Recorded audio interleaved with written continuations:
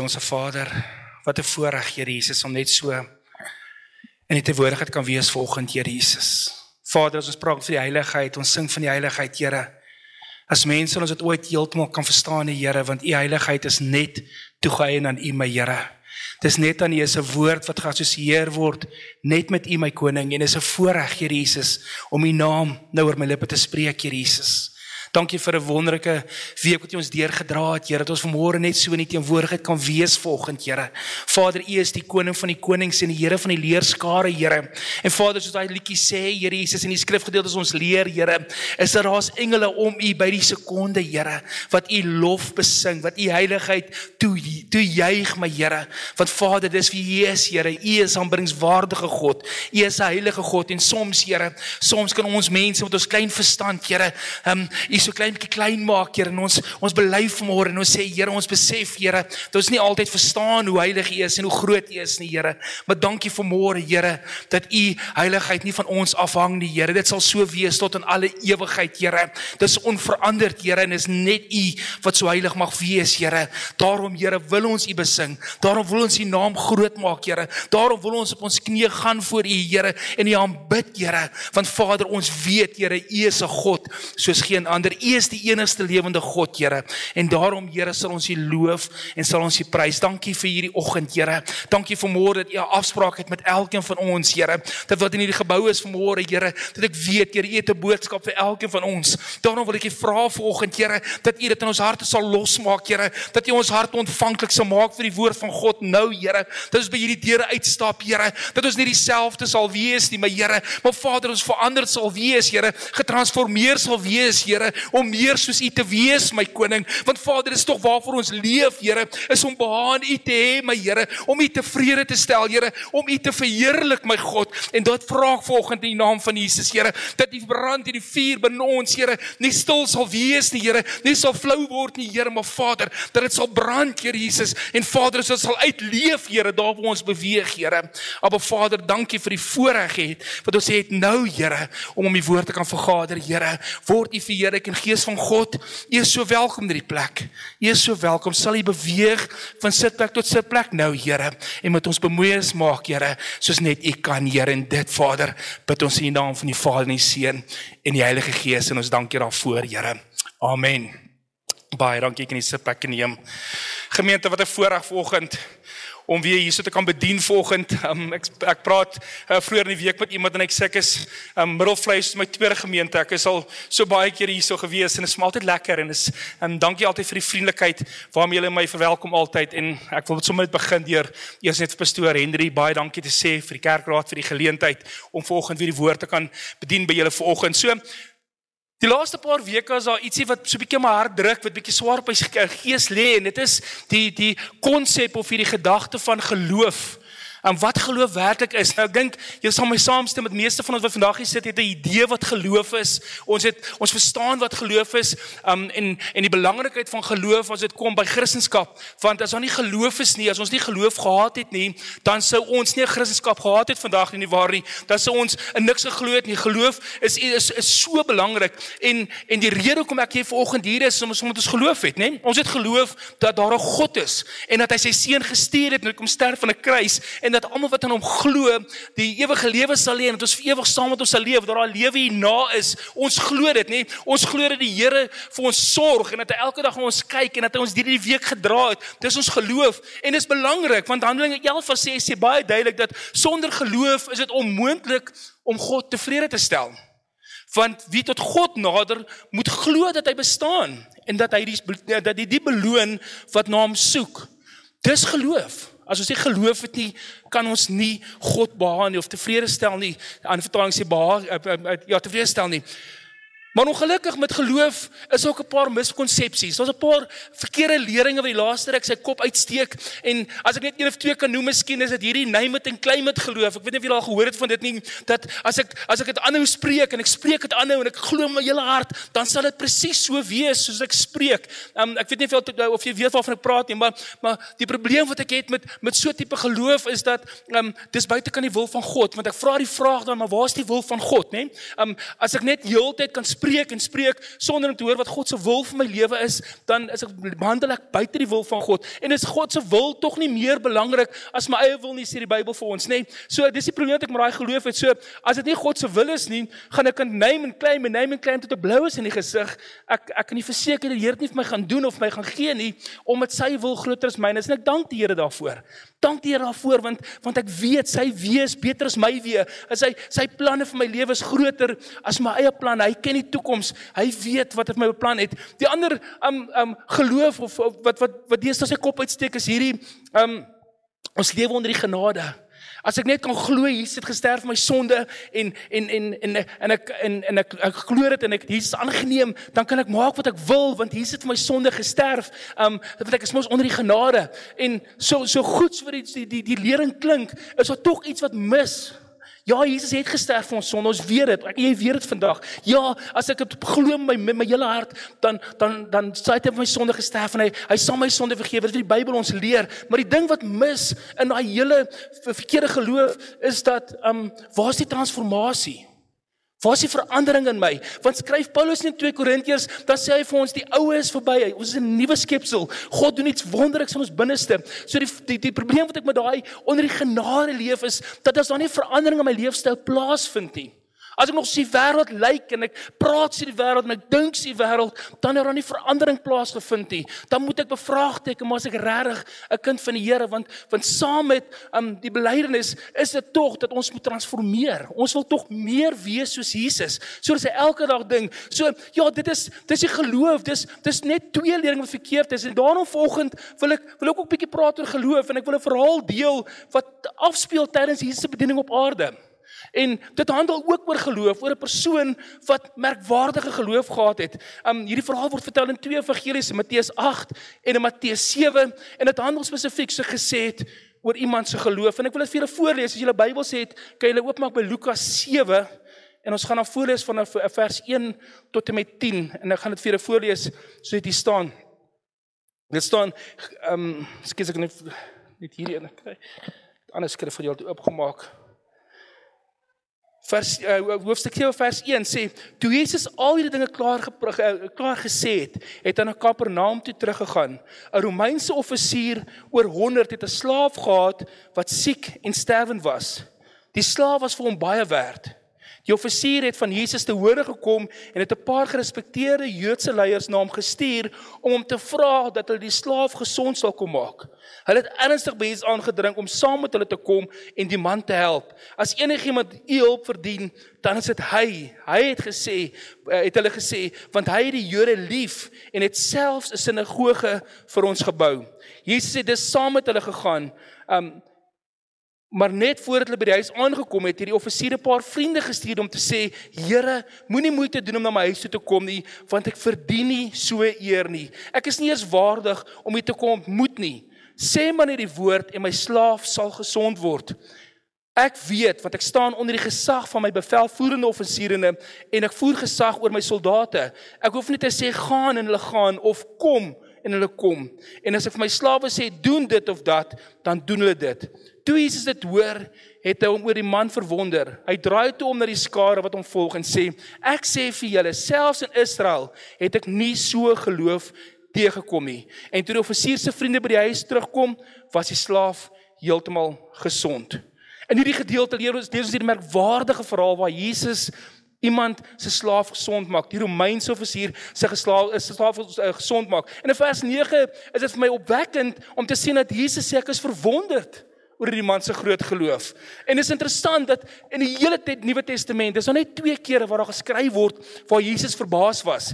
Hierdie is een geval waar Jesus verbaas oor iemand se groot geloof, en as jy dan in Markus 6 lees, dan sien Jesus was verbaas oor die ongeloof van sy tuisdorp, Nasaret, dat hulle nie aan hom geglo het nie. Maar hierdie Romeinse offisier kry dan reg om Jesus te verbaas met sy groot geloof. Hy is verbaas dat hierdie man soveel geloof in Jesus het. En wat my ook merkwaardig is dit bewys tog net weer eens dat Jesus 'n mens soos ek en jy. As hy verbaas kan wees dat die tyd wat Jesus op aarde was hy nie 'n bonatuurlike mens gewees nie. Hy was 'n mens soos ek en jy wat ook verbaas was. En dan was ek nog gedoen wat ek wil aanraal hierso is dat Dit belangrik is dat jy moet verstaan ook hoekom hierdie verhaal reeds hier afspeel. Dis nou net 'n paar dae na Jesus se bergprediking wat hierdie verhaal afspeel hoofstuk 6 en die rede daarvoor is dat Jesus het in Markus 6 dan sien ons die bergprediking waar Jesus dit vir hulle verduidelik hoe dit is om 'n kind van die Here te wees. Hy gee die teologiese agtergrond van hoe ons moet leef, maar dan kom hierdie Romeinse offisier in wie Jesus so verbaas is en hy gee vir ons die lewende voorbeeld wat dit is om 'n disipel van Jesus te wees, om 'n kind van die Here te wees. Alles wat Jesus gepraat in die bergprediking, alles wat hy gesê het, die kenmerke van 'n ware Christen, hoe om 'n kind van God gewees, die eienskappe daarvan, sien ons dan raak in hierdie Romeinse offisier. So wie was die Romeinse offisier? Wat sê die Bybel van hom? Die Bybel sê nie veel nie. Al wat die Bybel ons leer is dat hy 'n Romeinse offisier was. Ek weet die Engelse vertaling praat van 'n certain centurion en hierdie vertaling praat van, hy sê hy is 'n Romeinse offisier oor 100. Al wat vir ons sê is dat hy 'n Romeinse offisier was, met ander woorde, hy het bevel gehad oor 100, plus minus 100 mense in die Romeinse mag, in die Romeinse weermag, en hy het bevelle uitgevoer.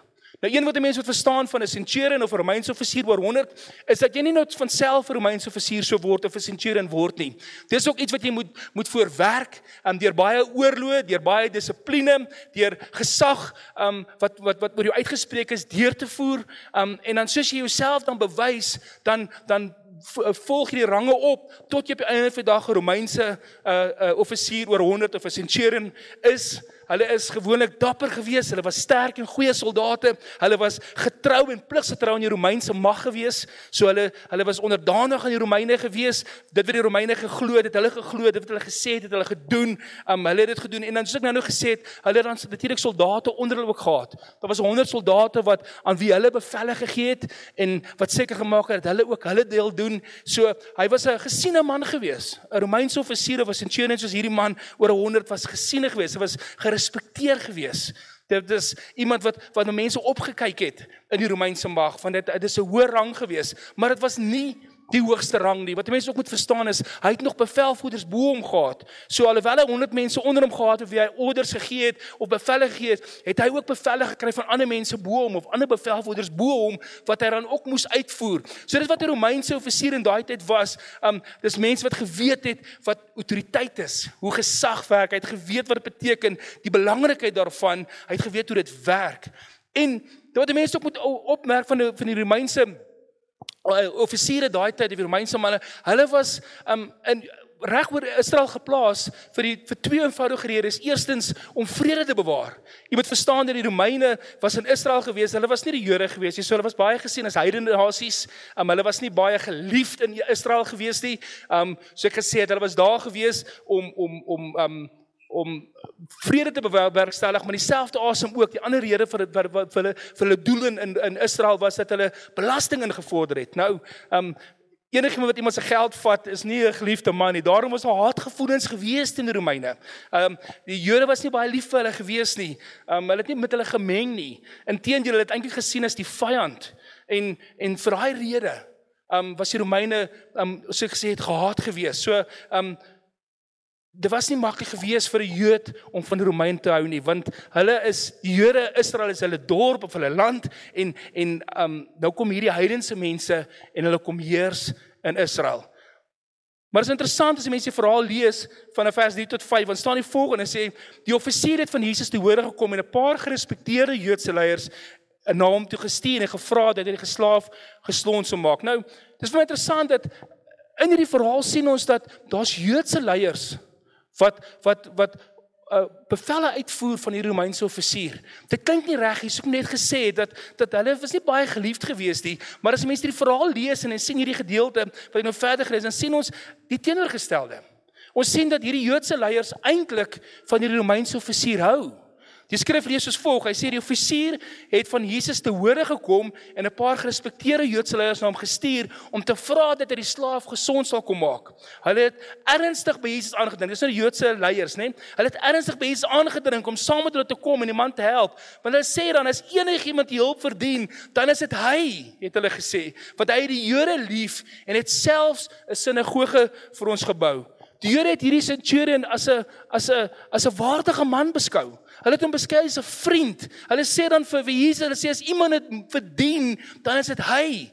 En net dit alleen sê vir my klaar iets van die die Romeinse offisier se karakter. Wat ek nou net gesê het, dat hy het hulle guns nou, maar so gesê het, eintlik was dit eintlik ongehoord gewees. Jode en die Romeine het nie gemeng nie, hulle was vyandig teenoor mekaar gewees. En hier kom hierdie Joodse leiers en hulle gaan namens die Romeinse offisier na Jesus toe en sê, maar as iemand dit verdien, as enigiemand hulp verdien, dan is dit hy, het hulle gesê, want hy het die Jode lief en het selfs 'n sinagoge vir ons gebou. So ons kan klaar sien, die storie klink nie reg nie, want dis 'n Romeinse offisier van wie ons praat hierso. Hoekom sal die Jode so van hom praat? Die feit daarvoor is van sy karakter, hy vertel ons iets van sy karakter. So ek vroeër genoem het, dis kenmerke van 'n ware disipel, dat hy 'n verskil maak, dat hy liefdevol is teenoor mense, en dis reeds wat hierdie Romeinse offisier was. Lukas 7 vers 9 sê, toe Jesus dit hoor, het hom oor die man verwonder. Hy draai nou die skare toe en volg en sê, ek sê vir julle, selfs in Israel is iemand wat met sulke groot geloof nie.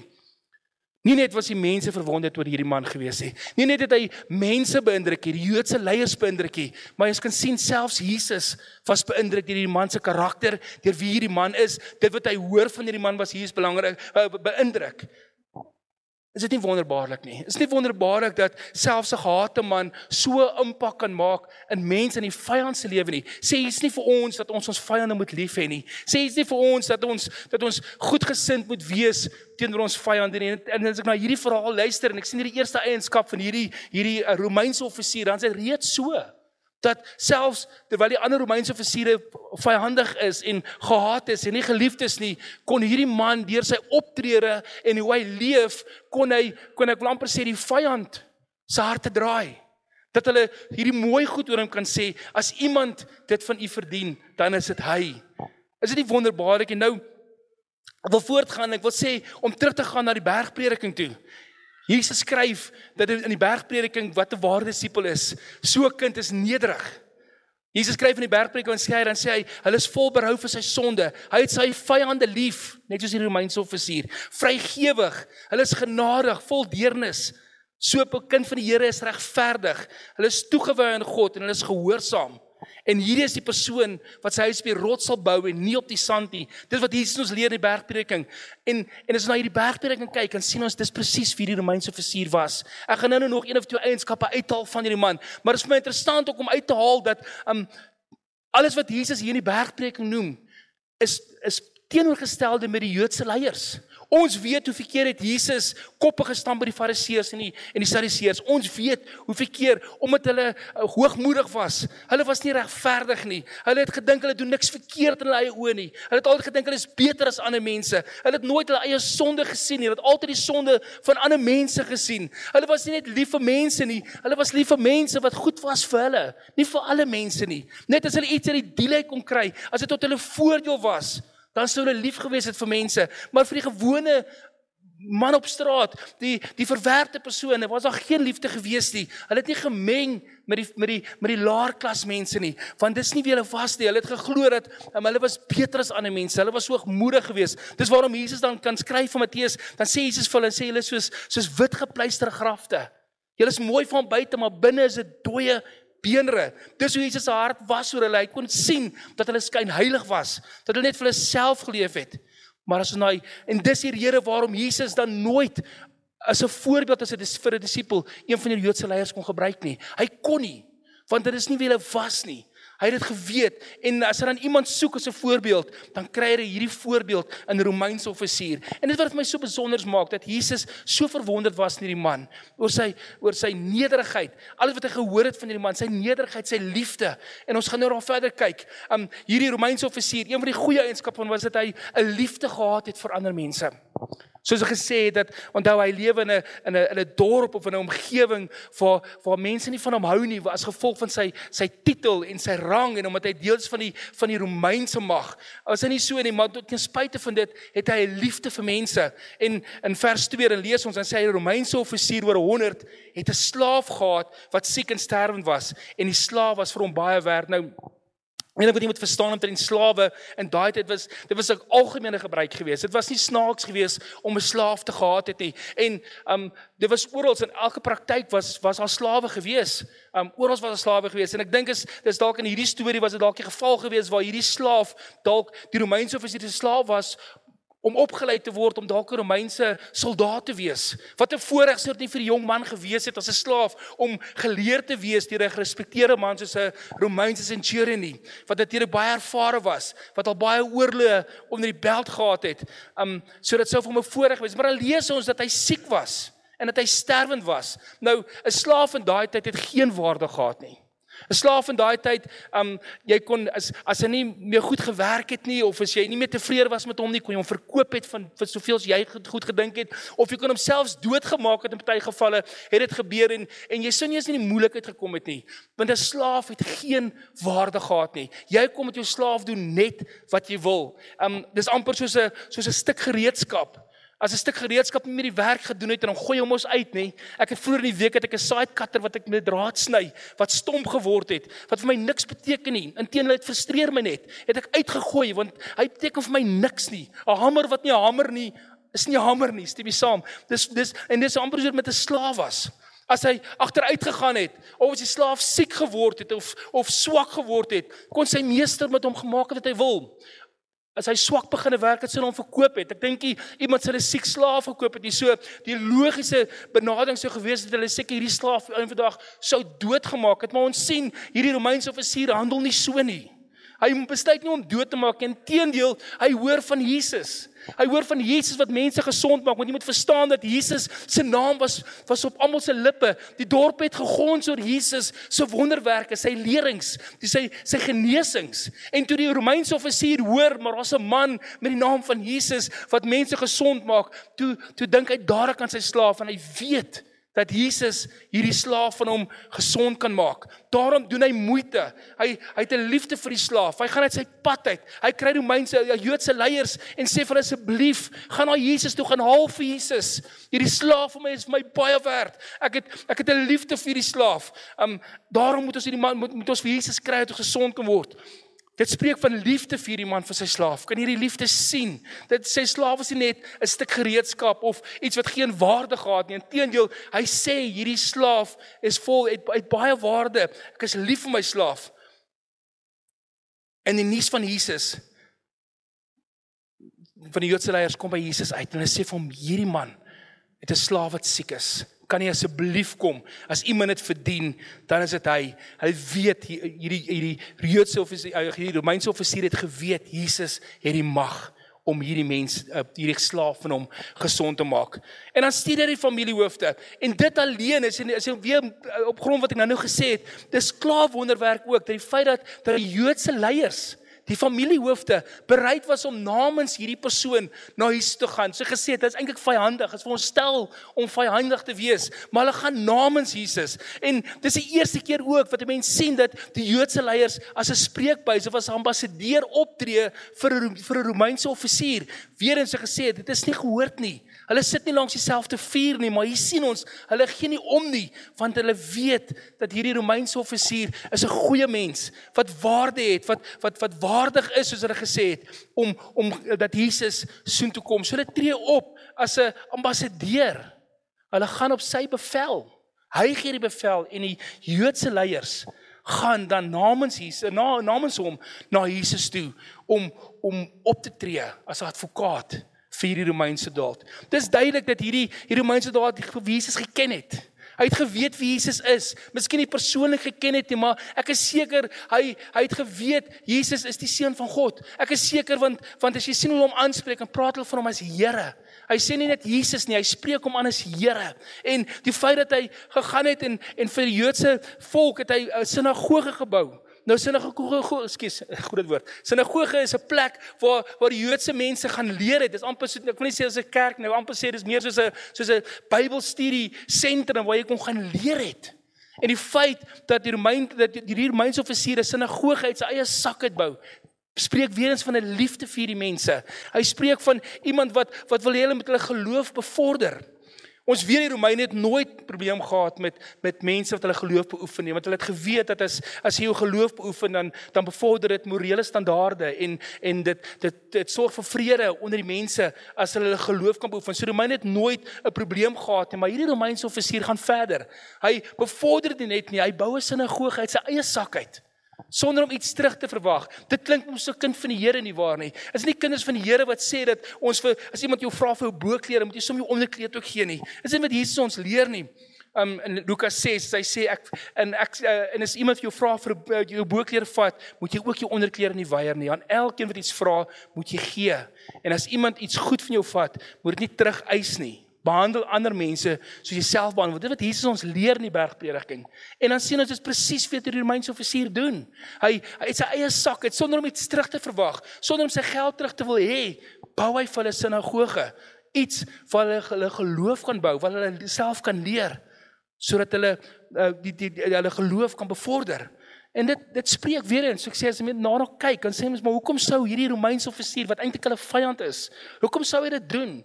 Dit spreek vir my dat daar transformasie in sy binneplaas, wat hy moes 'n ontmoeting met die Here gehad het, dat hy nie meer heiden was nie, maar dat hy die Joodse geloof aangeneem het, dat daar verandering in sy binneste plaasgevind het. Maar dis nie al die, dis nie net sy goedhartigheid nie, dis nie net hy vrygewig was nie, dis nie net hy liefde vir mense gehad het nie, hy was ook 'n nederige mens gewees, die Romeinse offisier. Ons sien in Lukas 6, wanneer Jesus praat van sy bergprediking, as hy begin met sy bergprediking, dan praat hy van geseënd is julle wat arm is, julle wat honger is, julle wat nou huil, hy praat van dit.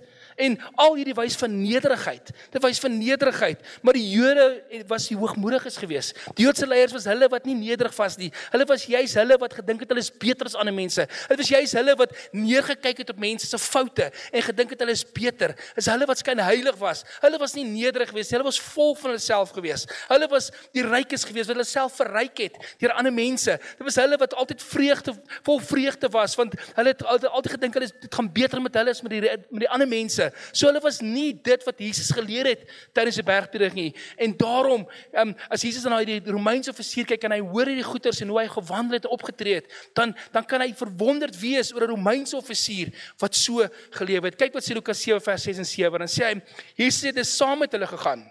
Maar net voordat hy by die huis aangekom het die offisier, dis die Romeinse offisier, 'n paar vriende gestuur om te sê, Here, moenie moeite doen om na my huis toe te kom nie, want ek verdien nie so eer nie. Ek is nie eens waardig om u te kom ontmoet nie. Sê my net die woord en my slaaf sal gesond word. Nou, as ek hierdie verhaal lees of hierdie gedeelte lees en jy sien dat hierdie Romeinse offisier homself nie as waardig ag het nie. Ons weet die Joodse leiers het hom waardig ag nie, waar nie. Is dit nie hulle wat vir Jesus gesê het, as een man dit verdien, dan is dit hy nie. Jy sien, die Joodse leiers het hulle self waardig geag.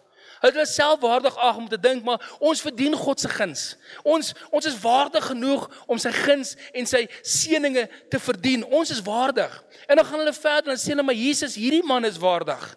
Want vir alles wat hy vir ons gedoen het, hy het 'n liefde vir die volk en hy het die sinagoge gebou. Hulle gee al die, ek wil amper sê, achievements wat hierdie man bereik het. En is alles goed en wel, maar ten spyte van al sy achievements, sien hy homself nog steeds as nie waardig nie. En dit spreek net van nederigheid, dat hy gevoel het, hy is nie eers waardig om die Here te kom ontmoet nie. Sê net 'n woord, en my slaaf sal gesond word. Hy kry homself nie eers so ver as om Jesus tegemoet kom, want hy weet wie hy is. Hy weet die sondige mens wat hy is. Hy weet dat hy nie waardig is om eers in Jesus se teenwoordigheid te wees nie. Dat hy nie eens waardig is nie.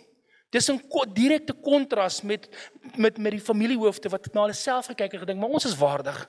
Ons is waardig om God se guns te verdien. Ons is waardig op grond van wat ons doen, ons tempelgebruike, dit wat ons doen, al die rituele wat ons volg en ons kennis oor die woord en al die dinge het hulle gedink, hulle is beter as mense, hulle is waardig. Maar hierdie man sê nee.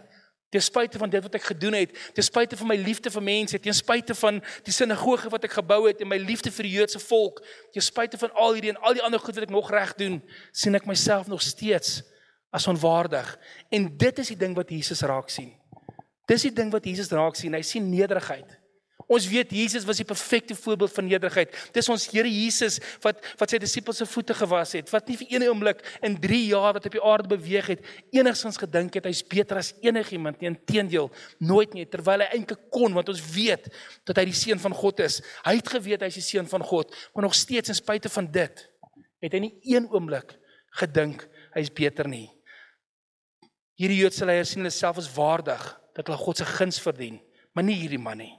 Hy's vol nederigheid, hy sien homself as ontwaardig en vol sonde, en dit is hierdie ware belydenis, hierdie nederigheid waarvan ek praat, wat 'n kenmerkende eienskap van 'n kind van die Here is. Dat ons nie dink ons is beter as ander nie. Ja, ons is gered, en ons het die Heilige Gees binne ons, en ons weet dat die Here se guns op ons is. Ons weet dit, maar nêrens kan 'n kind van God ooit dink hy's beter as enigiemand nie. Nêrens kan hy dink nie. Dis dieselfde wat Petrus hier voor Jesus val in Lukas 5 vers 8 en sê hy, gaan weg van my af, Here, want ek is 'n sondige mens. Jy sien, as jy kan besef, as jy vir 'n oomblik kan besef waar jy was voor Jesus, voor jy Jesus ontmoet het, as jy kan besef waant jy op pad was, as jy kan besef hoe verlore jy was, en jy kan besef die wonderbaarlike ding wat die Here Jesus vir my en jy gedoen het, en jy kan besef die genade wat ons nou kan geniet, as gevolg van dit, dat ons sonde vergewe is, dat dit van ons weggevat is, dat die prys betaal is. As jy dit vir 'n oomblik kan besef, hoe kan jy dan anders as om nie nederig te wees nie? Nee, want jy weet, dis nie iets wat jy gedoen het nie. Dis nie iets wat jy verdien het nie. Dis nie iets waarvoor jy gewerk het nie. Dis nie iets wat wat God aan jou verskuldig was nie. Hy het gedoen omdat hy lief was vir my en jou, en omdat hy so lief was vir ons, dan kan 'n mens nie anders as om nederig voor Here te val, net soos Petrus sê en sê, Here, ek is 'n sondige mens. As jy besef wie jy is, dan kan 'n mens nie anders as om nederig te wees nie. So ons sien hierdie Romeinse offisier, goeie eienskappe wat Jesus ons leer tydens die bergpredikings in hierdie Romeinse offisier. Ons sien eerstens dat hy 'n liefde vir mense het. Hy het sy slaaf nie weggegooi soos 'n stuk gereedskap wat hy nie meer kan gebruik nie. Inteendeel, hy het moeite gedoen om Jesus by hierdie man uit te kry. Want hy het waarde geheg aan 'n slaaf wat die samelewing geen waarde voor geheg het, niks nie. En nog steeds gaan hy uit sy pad uit. Ons hoor dan hoe die Joodse leiers so dan hierdie man dan sien is waardig op grond van wat hy gedoen het, dat hy lief was vir mense. Ons sien die liefde wat Jesus van praat, as hy sê ons moet lief wees vir mense. Ons sien dat hy vrygewig was. Ons sien want hy het 'n sinagoge gebou vir 'n vyandige volk wat seker in die begin baie vyandig teenoor hom was as gevolg van omdat hy 'n Romeinse offisier was. Maar nog steeds, hy's vrygewig. Hy bou vir 'n sinagoge met sy eie geld. Verwag nie geld terug nie. So dis nog 'n eienskap van die Here. Ons sien sy nederigheid, dat hy homself nie meer belangrik ag as die volgende persoon nie. Hy noem nie sy accomplishments vir die Here en dink hy's waardig, dat hy verdien God se guns nie. Inteendeel, hy sien homself as 'n sondige mens, nie eens waardig om voor Here te staan nie. En die laaste eienskap wat ek wil aanhaal van iemand, sy groot geloof. Hy het groot geloof gehad. Hy het geweet wie Jesus is. Hy het nie getwyfel vir een oomblik gedink dat Jesus nie kan doen nie. Hy sê in Lukas 7 vers 7 sê ek is nie eens waardig om te kom nie. Sê maar 'n woord en my slaaf sal gesond word. Sy groot geloof is juis hierin dat hy sê, maar Here Jesus, U hoef nie eens daar te wees nie. U spreek die woord, U het die gesag. Ek is seker hy het alles gehoor van Jesus. Ek is seker hy het gehoor hoe Jesus mense gesond gemaak het. Ek is seker hy het gehoor hoe Jesus autoriteit en gesag oor die natuur het, toe die storm stil gemaak het, toe hy die water in wyn verander het. Ek is seker die dorpe het gegons oor dit. Ek is seker hy het gehoor hoe Jesus op water geloop het. So hy het geweet, Jesus het die autoriteit oor die demone. Hy het gesien hoe Jesus, of gehoor hoe Jesus demone uitdryf. So selfs in die boosheid het Jesus autoriteit gehad. So is nie net die geestelike wêreld nie, maar dis ook die fisiese wêreld. So ek praat van die natuur en goed. En hy het gesien dat Jesus enigiets kan doen. So hy het geen twyfel in sy hart gehad dat Jesus hierdie slaaf gesond kan maak sonder meer teenwoordig te wees nie. Hy moet net die woord spreek. Hy sien, as 'n Romeinse offisier, het die Romeinse offisier ook geweet wat gesag beteken. Hy het geweet wat dit beteken, want selfs ek is seker, hy het nie nodig gehad om direk sy soldate aan te spreek nie. Ek is seker, as hy net vir iemand gesê het, gaan sê vir hulle, ek sê, julle moet dit doen, dan het hulle dit gedoen, op grond van sy gesag. En ek is seker, dis hoekom hy die sekerheid in sy hart gehad, en sê, maar Jesus het 'n groter gesag as dit. Hy het 'n groter gesag as dit. Hy het homself oor en oor bewys. Oor en oor bewys oor hoe hy demone uitdryf, hoe hy siekes gesond maak, hoe hy die storms aanspreek, hoe hy sy gesag oor die natuur. Ek is seker hy het dit verstaan, hy het geweet, Jesus moet net die woord spreek, en dit is gedoen. No questions asked. Jesus spreek, en het gebeur. Dis wie die Romeinse offisier was, en dit is wat Jesus verwonder het. Dis wat Jesus verbasend gevind het in 'n Romeinse offisier, wat uit 'n heidense nasie uitkom. En hy sien hierdie man se kenmerke, wat 'n ware disipel is. Groot liefde vir mense, groot vrygewigheid, toegewyd aan God en die waarheid, groot nederigheid en groot geloof. Dis wat Jesus van ons verwag, dat ons ook liefde aan mense moet bewys. Dis wat 'n ware disipel is, nie perfek nie. Ons is nie, Here weet ons is nie perfek, as ons perfek was, sou dit nie nodig gewees het vir Jesus om te kom sterf aan 'n kruis nie. Dan kon ons onsself mos red. Wat vra die Here vir my en jou as 'n disipel vir hom vandag? Hy vra, waar is die liefde? Is daar nog liefde vir mense, of ons is so bemoeid met ons eie dinge? Ons is so vasgevang in ons eie struggles, as ek dit so kan noem, dat ons nie eens meer bemoeienis maak met my mense langs my nie, met die ander mense nie. Wanneer laas het jy tyd spandeer saam met iemand in die gemeente? Ons bring dit bietjie nader, maak die sirkel kleiner. Wanneer laas het jy regtig, in plaas van net 'n WhatsApp gestuur, maar vir iemand bietjie ware liefde gewys, iemand bietjie bygestaan deur 'n moeilike tyd, sou dit die dood wees van iemand, van 'n geliefde, of wat dit ook al is, ook iemand sy werk verloor, wanneer laas het ons bietjie moeite gedoen? Dis die Here Jesus wat sê, hoe sal die wêreld weet ons is lief vir hulle, as ons hulle nie wys nie? Dis die een kenmerk van 'n kind van die Here, is liefde. Dis in ons DNA ingesit. Ons kan nie daar verbykom nie. Dis wie ons is. En as ons nie liefde het vir mense nie, dan mis ons dit.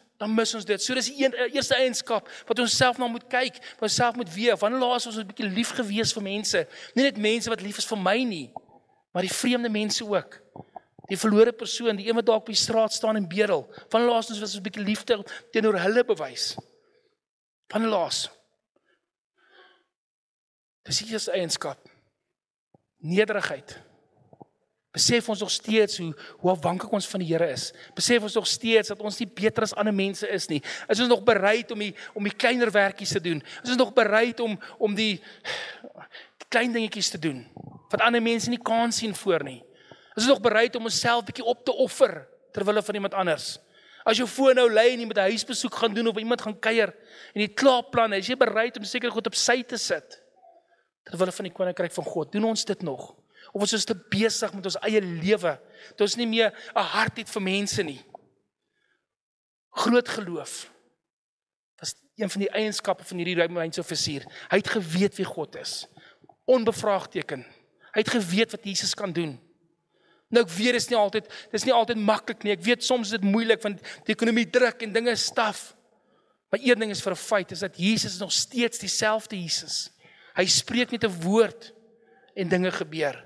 Hy kan dinge oombliklik verander, en dit gee vir my hoop in my hart, dat ek vandag hier kan wees, maar môre is ek daar. Want God, wat ons aanbid, is 'n God van die onmoontlike. As ons getrou is in dit wat ons doen, kan ons die Here vertrou, dat hy vir ons sal sorg, dat hy vir ons daar sal wees. En ek weet, die God wat ons aanbid, is 'n God wat situasies oombliklik kan verander. Soos ek net gesê het, jy kan vandag down and out wees, maar dit tel jy op, en as jy terugkyk dan sien jy die genade van die Here. Mag die Here verwonderd wees oor ons ook. Mag die Here terugkyk en ons kyk en ook verwonderd wees oor die liefde wat ons het vir mense, oor ons goedhartigheid, ons vrygewigheid, dat ons goed sal gee vir mense sonder om iets terug te verwag. Mag die Here verwonderd wees oor ons geloof. Dat maak nie saak wat die wêreld daar buite sê nie. Maak nie saak wat die nuus sê nie. Maak nie saak hoe vervalle Suid-Afrika is nie, maar dat ons as ligdraers nog steeds ons geloof in die Here kan vassit en sê, maar my God is 'n lewende God. Amen. My God is 'n lewende God. My God het 'n belofte gemaak in hierdie woord. Soveel beloftes dat hy nie my kant sal los. Hy sal my nie my sy verlaat nie. Hy sal altyd met my wees. So maak nie saak wat die nuus sê nie. Maak nie saak wat Ramaphosa of wie ook al sê nie. Donald Trump of enige iemand sê nie. Ons weet waar ons geloof is. Ons geloof is geanker in ons Here Jesus Christus. En ons weet dat hy ons nie in die steek sal laat nie. Mag ons in die week uitgaan. Mag ons Net so klein bietjie weer evaluasie in ons eie lewens doen. Die vraag net vra, maar hoeveel liefde bewys ons nog? Is ons nog vrygewig? Kan mense nog Christus in ons sien in ons optrede, in ons dade? Ek lees vroeër die week, ek sluit af, skus. Esegiel 2, dan sien hierdie profeet, dan kry hy die visioen, en ek dink is in Esegiel 2 of 1, ek dink is 2, dan sê hy, en hulle sal weet dat jy 'n profeet is. Hulle sal weet dat jy 'n profeet is. En ek bring dit 'n bietjie terug na ons, en ek vra maar, hoe sal hulle weet dat ons kinders van die Here is? Hoe sal die wêreld weet dat ons kinders van die Here is? Deur kruisies om ons nekke te dra, of 'n mooi bumper sticker, of te sê ek was Sondag in die kerk gewees, sal dit wees? Dat ek sê, dit sal nie dit wees nie. Dis hoe ons hulle hanteer. Dis ons in 'n vertrek en stap. Wat sien hulle? Wat ervaar hulle? Praat ons die wêreld? Is ons ook deel met negatiewe praatjies? Is ons ook besig met kinderstories? Doen ons ook daai? Of is ons anders? Is ons die sout van die aarde en die lig van die wêreld? Kom ons sit so, dan bid ons saam. Liewe Here, baie dankie Vader, dat ons om die woord kon vergader vanoggend, Here Jesus.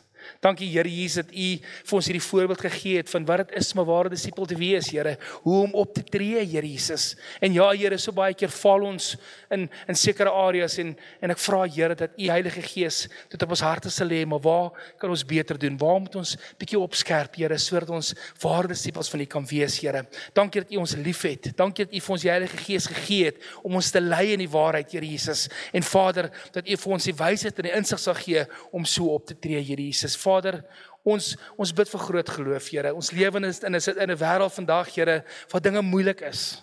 Mag ons nooit ons geloof opgee nie, Here Jesus. En dankie Vader dat ons hoop gefestig is in U. Ons wil die eer aan U gee, Here Jesus, vir dit wat U vir ons gedoen het en alles wat goed is van U afkom. Ons gee die eer en die lof aan U tot aan alle ewigheid. En ons dankie daarvoor, Here. Amen. Sê baie dankie, Here. Mag julle geseënd wees die week wat voorlê.